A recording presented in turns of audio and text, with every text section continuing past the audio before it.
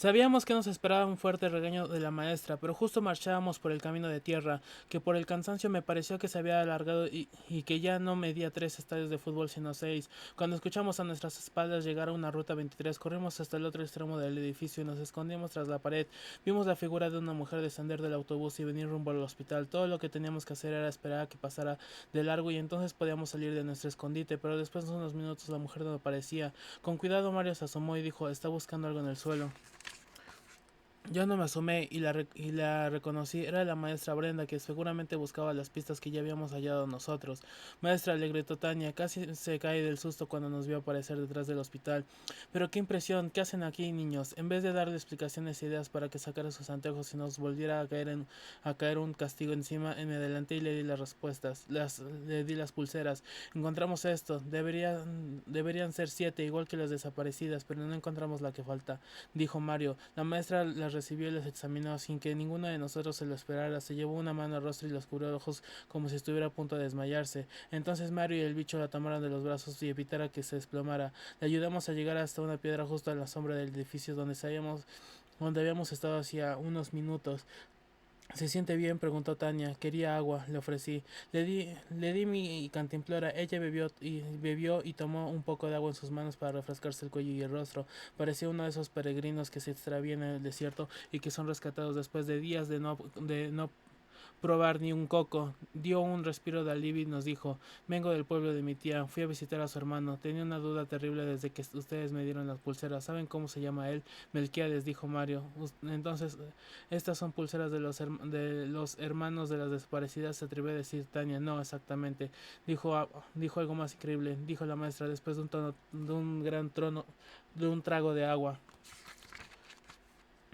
Cuando la maestra Brenda nos explicó sus sospechas, yo apenas lo podía creer, pero había dos modos de averiguar si tenía razón: preguntando a los parientes de las mujeres desaparecidas o revisando los viejos registros del hospital. Nuestra profesora nos reveló que cuando los papás de su tía Frida esperaban que nacieran, tenían planeado ponerle Melquiades, pues esperaban que fuera niño. En esa época, según nos explicó, no se podía saber el sexo de un bebé antes de nacer y la gente siempre tenía listos dos nombres, uno por si el bebé resultaba niño y otro por si nacía niña. Cuando mi tía nació le pusieron Frida, nos explicó, pero si hubiera sido niño le hubieran llamado Melquiades, como decía en la pulsera de recién nacido que me dieron, justo como después le pusieron a su hermana menor.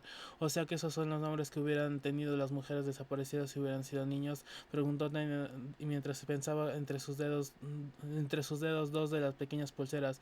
Eso es lo que tenemos que averiguar, aclaró la maestra mientras se ponía de pie. Entonces vimos como el bicho se ponía pálido, pálido, otra cosa que nunca habíamos visto en él. La profesora al verlo le preguntó, ¿qué te pasa, Justino? Miraba tan asustado las pulseras que sostenía la maestra que cualquiera hubiera pensado que se habían transformado ante sus ojos en serpientes venenosas. Maestra, mi abuela se llamaba Bernarda Josefina. Hasta entonces le contamos a la maestra sobre la desaparición de la abuela del bicho. Ella se acercó a él, lo tomó de la mano y le dijo mientras lo abrazaba, no sabía, perdona. Yo mientras tanto repasaba, Bernarda Josefina, Bernardo José, era demasiado para ser coincidencia. De seguro los papás de la abuela del bicho decidieron ser de esos que si no podían llamar al bebé Alfredo porque era una niña, la llamaban Alfreda, y si no la podían llamar Mateo, la llamaban Matea, sin importarles que sonara horrible. Mario, que se veía muy ansioso y preocupado, preguntó, pero no entiendo en qué forma puede relacionarse todo, maestra. Hay una forma y la tiene de frente a sus ojos. Por un momento no entendí qué se refería, pero en cuanto levanté la mirada lo entendí. El viejo hospital, todas las desaparecidas debían haber nacido en ese lugar. Hasta mi tía Frida nació aquí, dijo la profesora. El hospital debía tener preparadas dos pulseras para cada bebé, una azul por si el recién nacido era niño y otra rosa por si el bebé era niña, como las pulseras que sostenía Tani. Las juntó con las que ya tenía. Estas son las pulseras que nunca se usaron. Sentí como si me inyectara un extraño miedo en la sangre que me recorría todo el cuerpo. Casi pude jurar que el edificio nos escuchaba y que intentaba hablarnos con un murmullo que se transformaba en un llanto de bebé y en una voz que decía palabras en otro idioma. Creí verlo ponerse más negro, con ganas de explotar. La maestra me tomó del hombro y me dijo, voy a necesitar tu ayuda y la de tu prima. Después miró a los demás y continuó, y la de todos ustedes. Después de comer en la casa de la maestra, nos invitó a todos unas ricas tortas de jamón y queso. Ella fue al hospital donde trabajaba mi prima. No entendimos qué quería de ella, pero sospeché que intentaría averiguar más sobre el nacimiento de todas las desaparecidas. Tal vez Erika, por estar estudiando medicina, podía saber algo. La ayuda que necesitaba la maestra de nosotros era muy simple: averiguar los nombres que les habían dado a todas las mujeres desaparecidas de haber sido niños. El único problema era Lulu, que no tenía parientes para preguntarles, pero las demás no debían ser problema, o eso creímos. No esperamos mucho, casi acababa de entrar Mario en su casa cuando ya había salido.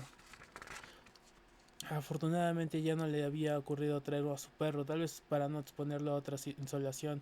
Parecía que solo hubiera entrado a preguntar la hora de sus tías. En cuanto cerró la puerta, corrió hasta nosotros gritando: Luis Alberto. Le iban a poner Luis Alberto a mi tía. Hasta ese momento la maestra Brenda parecía tener razón. Solo una cosa me acosaba: de que no serviría averiguar de quiénes eran los otros nombres. Pero entonces Tania recordó lo que había dicho Laura días antes: recuerda, amiga, hay que fijarse en los pequeños detalles. Para no perder tiempo, decidimos que el bicho y yo averiguaríamos como con el padre de Pilar cuál había sido su nombre, mientras Tania y Mario interrogarían al hermano de las gemelas. Yo no estaba muy a gusto por eso de compartir una misión con el bicho, pero Mario me convenció. Como vamos a hablar con los hombres, todo será más fácil si vas tú con el bicho y yo con Tania.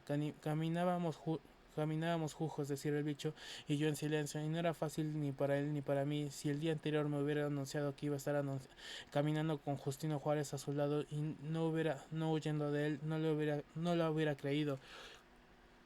Me preguntaba qué hubiera pensado el bicho si un día antes alguien le hubiera participado que iba a caminar a mi lado y no persiguiéndome. Tal vez hubiera exclamado: antes preferiría caminar sobre vidrio molido, como yo lo hubiera pensado. Decidí intentar olvidar ese dibujo que había firmado el bicho con mi nombre, tan solo para que me castigaran. Si no lo olvidaba, todo iba a ser más difícil. Pronto me di cuenta de que caminar junto a un enemigo va haciendo que a cada paso sea menos tu enemigo. En un momento hasta me pareció que el bicho no olía tan mal. Claro que él yo estaba a más de un metro de distancia de él. Se me ocurrió entonces que si obligaran a los presidentes de países enemigos a caminar un rato solos, tal vez llegarían a pensar que el otro no huele tan mal y así se evitarían muchas guerras.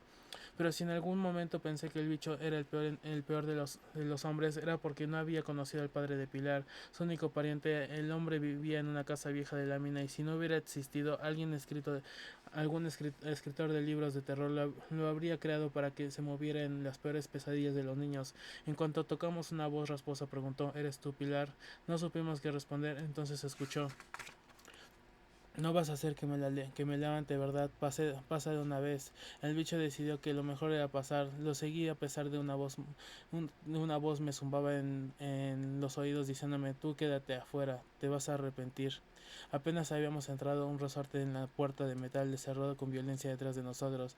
Como me imagino que se cierran las puertas de todos los brujos de los bosques, un olor que me parecía la mezcla de muchos olores espantosos como a ropa sucia, sudor y comida echada a perder, me oprimió la garganta, haciéndome toser y llorar lágrimas de asco. Me limpié los ojos y entonces pude ver que estaba en un cuarto sucio y descuidado. Parecía que nadie había limpiado en varios días. Casi podría jurar que vi las antenas de varias cucarachas que se escondían al sentir el parpadeo de la luz que entró con nosotros. Un hombre de barba blanca, acostado en un sofá, se sentó con gran esfuerzo. Vestía una pijama de franela negra con los botones del saco mal abrochados. Nos miró extraños y con una voz fuerte y agresiva dijo: ustedes no se Pilar, ¿qué quieren? Somos sus amigos, me atreví a decir. El hombre nos miró y ordenó mientras volvía a acostarse: entonces empiecen. ¿Qué quiere decir? Preguntó el bicho con la misma cara de confusión que yo tenía. El hombre se volvió a sentar, cosa que lo hizo enojar un poco más. Viene a limpiar, ¿no? Aguántame ahora a mí. A limpiar, no. No, vimos a preguntarle algo, dijo Juju. El hombre nos miró molesto. Un ataque de tos lo hizo ponerse rojo. Entonces me dijo: a ver tú, niña, dame un vaso con agua. Me asustó tanto su voz que lo obedecí. Pensé que si lo hacía me amenazaría con convertirme en cucaracha, y yo se lo hubiera creído. ¿Y qué quieres saber? Preguntó el viejo líder de los escorpiones. Me di cuenta de que el hombre solo con el bicho usaba un poco de cortesía. Algo que tiene que ver con su hija, señor, respondió Juju. ¿Qué hizo la inútil? Preguntó molesto el hombre. Nada, no hizo nada, me escuché decir molesta, ya que no podía creer que hablara así de un padre de su hija. El viejo se puso de pie. Por un momento creí que sus últimos pasos los gastaría en alcanzarme y eliminarme. ¿Qué no te han enseñado a respetar a tus mayores? Cálmese, señor. El bicho les interpuso e intentó tranquilizar al hombre que en 10 segundos ya se volvió a sentar, tal vez convencido de no gastar sus energías en una insolente como yo. Su hija no hizo nada, pero queremos saber algo de ella. Molesto por mi presencia, el anciano me dijo mientras arrugaba su frente mucho más que la piel de una ciruela pasa. Si vas a quedarte a escuchar una plática de hombres que no te incumbe, entonces al menos haz algo de provecho y lava los platos. Jamás me había sentido tan incómoda en toda mi vida, pero creí que si salía corriendo de ahí, como en realidad quería hacerlo, y no le hacía caso al señor, no averiguaríamos nada, y al parecer al menos el bicho le podía simpatizar, así que si me aguantaba un poco tal vez podríamos obtener algo. Me dirigí a la cocina y abrí la llave del agua sobre una pila de platos con una costra de mugre y grasa tan repugnante que de haber sido míos hubiera preferido tirarlos. Sentí la mirada del viejo observando mis movimientos y juzgando hasta el modo en que tomaba la esponja de jabón, igual de inútil que Pilar en la tortillería. Le escuché decir: por cierto, ¿dónde está mi kilo de tortillas? ¿Dónde está Pilar? Es lo que queremos averiguar, le respondió Juju. Es tan inútil que seguramente se perdió en su casa. Las mujeres son una carga que no debería existir. Entonces el bicho se atrevió a lanzar una pregunta que ni Sherlock Holmes en su momento más audaz se habría atrevido a hacer. ¿Le hubiera gustado que ella fuera hombre? Cerré la llave del lago por un momento. El hombre a la distancia me pareció que miraba en su lugar escondido de su pasado y sus recuerdos. Hubiera sido un gran futbolista de haber nacido en lugar de ella. ¿Quién es él? ¿Con quién? Dijo el viejo, regresando a su presente con cucarachas y platos sin lavar. Mi hijo Abraham, el que realmente debió nacer. Esa idiota doctora dijo que sería niño y yo le creí. En ese momento sentí un gran alivio como como el que te hace tener la chicharra que anuncia al final del último día de clases. Ya teníamos lo que queríamos saber. Decidí que no tenía por qué aguantar lavar ni siquiera un tenedor más, así que dejé de resbalar de mis dedos la taza que estaba lavando. La pieza se rompió, no en 1000 pedazos, pero sí en lo suficientes como para que mi viejo tuviera que tomar una escoba y barrerlos, si es que no quería cortarse el día que decidiera dejar su sofá y caminar por ahí. El anciano se puso de pie, tal vez nunca se había levantado tantas veces en un solo día, y me gritó: niña tonta, ahora vas a tener que limpiar toda mi casa como castigo. ¿Por qué no la limpia usted con su hijo el futbolista? Y sin permitirle reaccionar a lo que seguramente llamaría una insolente pregunta, le aventé la escoba mientras salía corriendo de ahí. Todavía el hombre hizo un intento de alcanzarme, pero Jujo lo empujó para que cayera de nuevo a su asiento. El bicho me alcanzó de inmediato. Yo estaba cien veces más molesta que cuando mamá me castigó por lo del tenedor, y como 500 veces más furiosa que cuando no pude ir a la fiesta de cumpleaños de Laura Tania porque me había dado una gripe terrible. Justino Juárez tuvo que detenerme gritándome con fuerza: espera, ¿qué quieres tú? Dije, todavía hirviendo como una tetera abandonada en la lumbre. Oye, no te molestes conmigo, estuviste muy bien, él no tenía por qué tratarte así. Respiré profundamente y entendí que no debía molestarme con el bicho. Lo que pasa es que me hizo enojar mucho. No dejes que un ogro así te haga enojar. Lo importante es que pudimos averiguar que la maestra Brenda tiene razón. El bicho me tocó así, podría decir que ni me molestó ni me dio asco. Me dio gusto que reconociera lo mal que me había tratado el padre de Pilar, el mismísimo diablo. No pude sino sentir lástima por ella, que había tenido que soportarlo tantos años. Apenas habíamos llegado a casa de Mario cuando lo vimos aproximarse con Tania. No quisieron abrirnos en casa de las gemelas. Mi amiga se veía muy molesta. Todos en esa casa son unos machos asquerosos. Casi pude ver a Tania barriendo la entrada de la casa o preparando de comer al hermano de los gemelas, como yo casi lo había tenido que hacer con el padre de Pilar. La trataron muy mal, por eso está así de molesta, dijo Mario. Pero no crean que no averiguamos algo. Tania tuvo una idea muy buena. La verdad es que fue idea de Laura, aclaró Tania. Entonces Mario sacó de su bolsillo una libreta y mientras la mostraba nos dijo: es una agenda con calendario. Vimos la fecha en la que nacieron las gemelas y cómo a Laura y Tania le pusieron nombres del calendario. Se les ocurrió que si hubieran sido niños también les hubieran puesto nombres del calendario.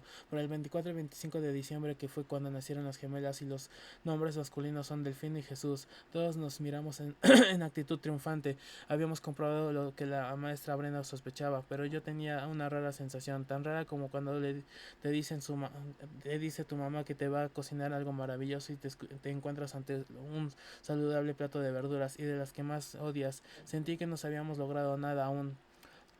Además, ¿por qué no encontrábamos las pulseras de la señora Lulú? Habría nacido en otro hospital, y tal era mi decepción que el bicho lo notó, que mi rostro y preguntó qué me pasaba. Entonces Mario dijo, si averiguamos algo que Tania nunca va a regresar a la casa de las gemelas. El idiota del hermano quería que le fuera a comprar un refresco para dejarnos entrar, dijo mi amiga. Fue cuando la idea vino a mi cabeza, de forma que tan inesperada como un relámpago que cae en el desierto. Me di cuenta de que si habíamos averiguado algo, ni en la familia de Pilar ni en la familia de las gemelas querían que ellas fueran mujeres. ¿Serían acaso eso lo que unía a todas las desaparecidas? ¿Habrían sido todas ellas unas mujeres infelices y limpiando pisos, lavando vasos y haciendo mandados? No esperábamos mucho, no esperábamos mucho sentados frente a la casa de la maestra. Al poco tiempo llegó ella, seguida por mi prima Erika. En cuanto vimos a nuestra profesora, corrimos hacia ella tan entusiasmados que cualquiera hubiera pensado que traía regalos de Navidad para nosotros.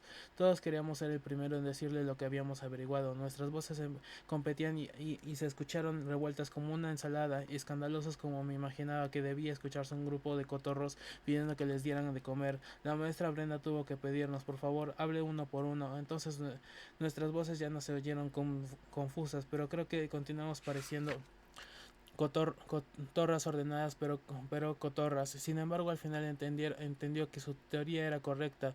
Nuestra profesora sonrió y nos dijo, eso junto con lo que averigüé con ayuda de Erika nos puede dar una idea de lo que está pasando. Fue una suerte que mi prima no se molestara de verme ahí, ya que ella podía hacer que mi mamá me castigara, pero estaba segura de que la maestra le había explicado ya todo. ¿Cómo te sientes? Tu mamá me dijo que tuviste fiebre en la noche. Estoy bien, tal vez me equivoqué y no era fiebre. Como sea, lo mejor será que nos vayamos a casa pronto. Puedes recaer y dale con lo de recaer. Yo, al igual que los demás niños, querían que la maestra nos explicara lo que había encontrado. Ella lo entendió y nos pasó a su casa para ofrecernos un poco de té helado. Todos sosteníamos nuestras tazas ansiosos por saber. Nunca los había visto tan atentos, ni siquiera en la clase de arte. Entonces nos lo contó todo. La maestra Brenda había decidido investigar más sobre el nacimiento de todas las mujeres desaparecidas. Para ello fue al hospital de la ciudad, que era donde tenía los registros del viejo sanatorio que al parecer alguien había salvado milagrosamente cuando ocurrió el incendio. Necesitaba a mi prima, ya que como era enfermera tenía amigas trabajando en el hospital que les podía permitir ver los papeles. Además, Erika podía revisar la gran cantidad de expedientes con rapidez. Solo tenía que tocar las grandes cajas y las pastas de las carpetas para saber si había algo relacionado con la señora Lulu, Pilar o los demás. Al principio, cuando tuvimos los papeles y los revisamos, nos encontramos nada especial que les relacionara. Incluso nunca hallamos el expediente de la señora Lulu. La pulsera que falta, interrumpió Mario. Entonces se me ocurrió revisar los expedientes de las fechas cercanas a los nacimientos. La maestra hizo una pausa para tomar un poco de té y refrescar su garganta. Mi prima continuó. Analizamos los expedientes de otros nacimientos y fue cuando redactamos una relación. Estábamos tan al pendiente de lo que dirían que hasta dejó de beber el cuarto té que se había servido. La doctora Gardel, dijo mi prima. La directora, me preguntó Mario. Entonces fui yo quien se atrevió a decir, fue la doctora quien las hizo nacer.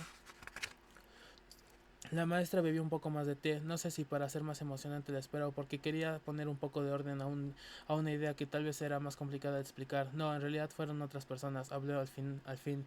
Todo está muy confuso. ¿Qué tenía que ver alguien que no tenía que ver? La maestra se dio cuenta de que nadie había entendido nada y continuó. La doctora Gardel debía haberlas hecho nacer porque era la médica especialista de las señoras embarazadas, pero finalmente fueron diversas enfermeras quienes le ayudaron a nacer. Revisamos todos los nacimientos atendidos por la doctora y encontramos algo muy extraño. Más del 80% de los partos que atendió eran de niños. Todos quedamos confundidos. Yo miraba a Tania y ella a Mario y él al bicho, y por nuestra experiencia era fácil saber que no entendíamos. Claro que cada quien no comprendía diferentes cosas y de eso me di cuenta. Cuando Jujo le preguntó a Mario en un murmullo, oye, ¿cuánto es el 80%? Yo decidí expresar mi duda. Nos había dicho maestra que hace algunos años no se podía saber el sexo de un niño antes de que naciera. Ella puso una leve sonrisa en su rostro, casi una línea recta. Eso es lo extraño. Las madres de las desaparecidas eran sus pacientes y sin embargo justo cuando debía atenderlas algo pasó y no las asistió el día del parto. Y en esos casos nacieron niñas. Todo pasó como si lo hubiera sabido. Entonces Mario le dijo algo que no parecía venir mucho el caso, pero que pero que al parecer tenía desde hacía rato en la cabeza y que debía preguntar antes de que se le perdiera como un estornudo que se ahoga. Maestra, averiguamos algo con la familia de las gemelas y con el papá de la señora Pilar. Ellos no querían que sus hijas fueran niñas. La profesora se puso de pie y caminó pensativa. Al parecer a los adultos les resulta más fácil ordenar sus ideas y caminan con la mano en la barbilla. Sin poder aguantar la curiosidad sobre lo que pasaba, le pregunté: maestra, ¿qué supone? Pero ella no respondió. Mi prima dijo con el mismo rostro duro que ya tenía la profesora Brenda: hay que hablar con la doctora. Por más que rogamos acompañarle, la maestra nos pidió que permaneciéramos en su casa y esperáramos su regreso. Nosotros queríamos ser los primeros en saber qué decía la doctora. Un momento estuvimos ahí sentados, impacientes como los familiares que aguardan en la sala de espera. Con ansias el nacimiento de un bebé, Tania acabó con el silencio. ¿En serio creen que ustedes que la doctora sea la que le ha desaparecido a las mujeres? Es una tontería, ella también es mujer, dije. Pero ya la conocen, odia a todo el mundo sin importar si eres niña, niño, planta o mineral. Continuó Mario. La doctora es casi una momia. No creo que la maestra y tu prima corran peligro, continuó el bicho. Entonces sentía atónitamente que debían sentir los personajes de caricaturas cuando les pegan con un sartén en la cabeza. Algo terrible que no había visto de pronto era claro, como una película proyectada en una gran pantalla. Tu abuela quiso advertirle a alguien que consideraba como su hermana menor. Le pregunté al bicho quién era. Él se llevó una mano a la boca y en gesto de querer recordar algo, y luego dijo: no sé, solo sé que iba a veces a casa de doña Frida y de la maestra. Sentí como si un millón de hormigas salieran de mi estómago y me recorrieran todo el cuerpo, y creo que las demás también lo sintieron, porque pusieron el mismo rostro pálido. El líder de los escorpiones dijo: ¿crees que se refería a la maestra Brenda? No necesitamos pensar demasiado el asunto para decidir que debíamos evitar advertir a nuestra profesora. Podía ser en grave peligro. Casi no sabíamos nada de la doctora. Era un misterio, como las brujas de los cuentos que habitan cabañas escondidas en lo más profundo del bosque. Decían que tenía una colección de cadáveres que había sacado del hospital antes de que éste se quemara y que experimentaba con ellos. También decía que tenía frascos de enfermedades que soltaba cuando necesitaba vender sus medicinas y hacer visitas a domicilio. Eso se contaba, pero yo sabía que se trataba tan solo de una mujer sola que me daba miedo y a veces lastima, sobre todo cuando pensaba que nadie la quería.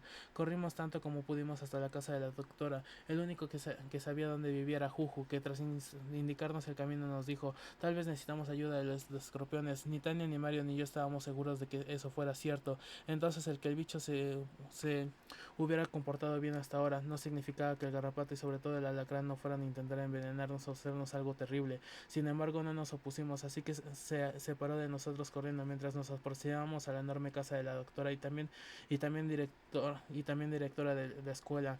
A lo lejos pude ver el bicho correr y al sol despedirse de nosotros, solo que yo sabía que este último no volvería pronto. Apenas habíamos entrado al patio cuando alcanzamos a ver como una ventana era manchada con una luz semejante a la de una gran luciérnaga. Nos acercamos y a través de una sucia capa de grasa en la ventana que daba la extraña sensación de ser un manto de neblina congelada. Vimos a la doctora sentada en su escritorio. Pude ver el vendaje que llevaba aún en su mano y a la maestra Brenda sentada frente a ella, junto con mi prima. Nos apretujamos para ver y después de los inevitables hazte para allá, no veo, me estás pisando, Tania, déjame ver y cállense que nos va a oír. Por fin guardamos silencio y escuchamos una extraña y reveladora plática que fue iniciada por la doctora. Y bien, Brenda, ¿qué querías preguntarme? Usted sabe que soy una mujer muy ocupada. Recuerda que mi padre me contaba de algún encuentro extraño que tuvo con un hombre un día, justo cuando yo estaba por nacer. Mi papá le contó del arduo trabajo que hacía en la fábrica y de cómo todo se le iba a complicar con la llegada de su bebé. Entonces este misterioso individuo le dijo que la mejor inversión que uno podía tener como hombre eran los hijos, ya que ellos podrían trabajar para uno y mantenerlo en el momento adecuado. Por otro lado, dijo que las hijas eran una desgracia, que solo hacían gastar un alimento y vestido. Papá repuso que tal vez tenía razón, pero que a él no le importaba si su bebé era niña o niño, él lo quería de igual forma. Entonces el hombre le dijo que si por casualidad se arrepentía y quería un niño, él podía contactarlo con la persona adecuada. Muy bonito cuento, Brenda, pero no sé qué está intentando decir. La persona a la que se refería el hombre era usted, doctora. Mi prima aclaró entonces. Siempre existió esa leyenda, incluso en el hospital. Se decía que si uno quería tener un niño varón, debía acudir con la doctora Gardel. Puede ver cómo la directora permanecía en la misma posición, con los codos recargados en el escritorio y el rostro apoyado en su mano vendada. La profesora continuó: ¿no les parece extraño que usted sea posiblemente la única ginecóloga que entre todos los niños que ha traído al mundo, más del 80% de hayan sido niños. La doctora se recargó en su sillón y dijo con una extraña sonrisa: lo que me parece extraño es que sepa tanto sobre mis estadísticas personales, Brenda, pero déjeme decirle que si di a luz a tantos niños varones como dice fue por mera suerte, solo eso. Entonces pudimos ver cómo la maestra sacaba de la bolsa de su saco las pulseras y luego se las mostró a la doctora. Esta puso un gesto de susto mucho mayor que el que ponía mi mamá cuando ve llegar la cuenta de luz o mi boleta de calificaciones. Se colocó los lentes con su mano sana y temblorosa y dijo: ¿de dónde sacó eso? Del sitio donde desaparecieron las mujeres. La directora de la primaria Héroes de la Patria tomó las pulseras y las miró como si estuvieran tocando algo imposible, como si tocara un arco iris o un cuerno de unicornio. ¿Sabe a quién pertenecían?, preguntó la maestra mientras se ponía de pie y se colocaba detrás de la silla que había abandonado, esperando tal vez la doctora dijera algo, pero ante el silencio que esta guardó, la profesora misma se respondió la pregunta: son los nombres de que hubieran tenido las mujeres desaparecidas de haber nacido hombres. Con una voz casi tímida la doctora dijo: estas son las pulseras de las mujeres desaparecidas. No finja, doctora, usted sabe que sí. La doctora se puso de pie y se comenzó a pasear como me imagino que se pasean las fieras acorraladas por los cazadores. Explícanos una cosa, continuó nuestra maestra: ¿cómo es que las únicas mujeres que han desaparecido eran mujeres que al nacer no fueron recibidas por usted, pero que eran partos que debió haber atendido? La doctora se sentó frente a su escritorio de nuevo y se llevó la mano sana a la frente como si un dolor de cabeza repentino le hubiera atacado. Sus cabellos blancos se perdieron entre sus dedos. ¿Cómo se las ingeniaba para que pacientes tuvieran siempre varones? Preguntó la maestra recargando sus manos en el respaldo de la silla. ¿Qué dice? Le diré cómo ocurría todo. Si un hombre se empeñaba en tener un hijo varón, acudía con usted sin que la madre se enterara y por una significativa cantidad de dinero les daba un hijo. Usted ya estaba preparada, tenía contactos con otros hospitales y clínicas. En cuanto el bebé nacía, si se trataba de un niño no había problema, pero si era niña la cambiaba por un bebé varón que ya guardaba en un cuarto cercano. ¿Cómo hacía para que las madres no se enteraran? Las anestesiaba todas. La doctora sí que se enfureció, mucho más que cuando el bicho y sus amigos organizaron una pelea de bolitas y de papel sanitario mojado en los baños de la escuela. Se puso de pie y le dijo con voz enérgica a la maestra: no sabe lo que dice, ¿cómo osa suponer eso? Es probablemente la única mujer que conozco que odia a las de su propio sexo, doctora. ¿Qué dice? Yo no las odio, hasta las niñas del colegio las trata mal. En ese momento tuve ganas de intervenir. Estoy seguro de que si Tania y yo hubiéramos estado en esa discusión, las dos habríamos levantado la mano. Yo hubiera dicho: es cierto, a mí me ha castigado parándome con la vista hacia un rincón por 2 horas. Y Tania habría dicho: a mí no me deja de pedirme que me vaya a peinar el cabello. Pero al no estar nosotras ahí, la directora argumentó: soy enérgica con ellas para prepararlas ante un mundo que las menosprecia. Les forjo el carácter. La maestra volvió al tema de los nacimientos. ¿Qué hacía con las niñas que nacían y que eran cambiadas? La doctora tenía una mirada de esas que dicen que parecen pistolas, solo que la de ella era como la de un gran rifle. Entonces me vino una pregunta: ¿por qué la maestra no sacaba sus anteojos y averiguaba la verdad? ¿De dónde saca esas fantasías, maestra Brenda?, dijo la directora. Se hizo un silencio de esos que dan tiempo a una mosca de cruzar una habitación. Entonces, justo cuando esa mosca hubiera atravesado la puerta, mi prima habló con un tono triste: siempre le admiré, doctora. ¿Recuerda el día en que nació mi prima? Me quedé helada y sentí las miradas de Tania y Mario dirigiéndose a mí como diciendo: está hablando de ti.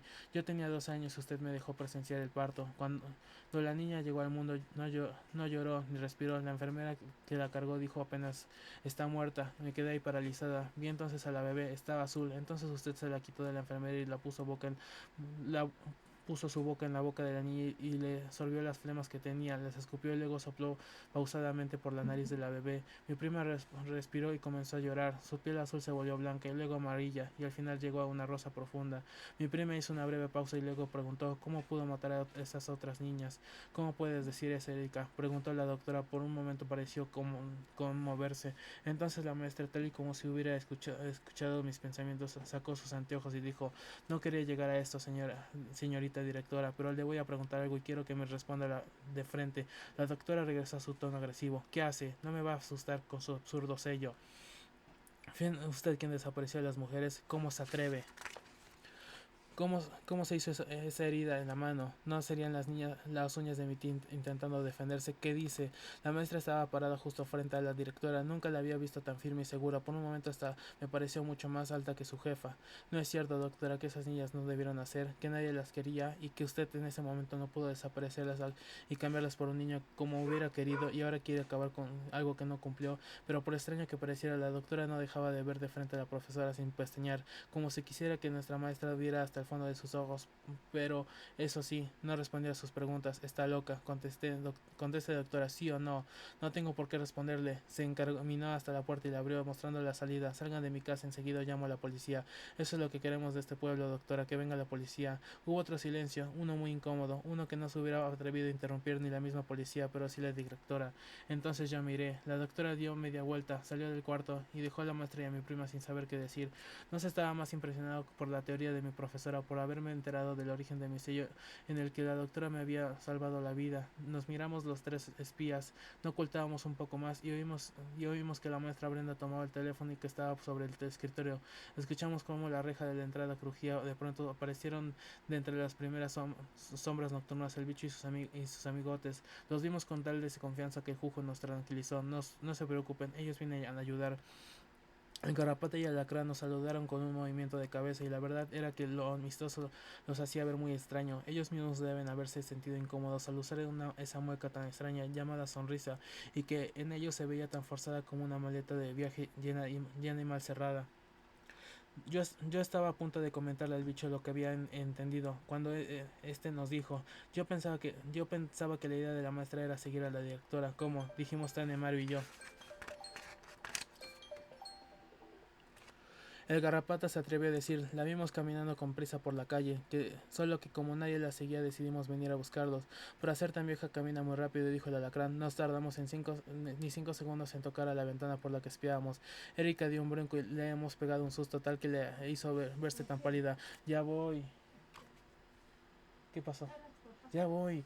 Pegarle un susto tal que hizo verse tan pálida como su bata, y la maestra no se quedó atrás porque soltó el teléfono, se llevó el mano al rostro y contuvo un grito de espanto. En cuanto este abrió la ventana, Mario y yo le informamos al mismo tiempo. Maestra, la doctora huyó. ¿Qué dicen? ¿Ya hacia dónde pudo haber ido? Preguntó Erika.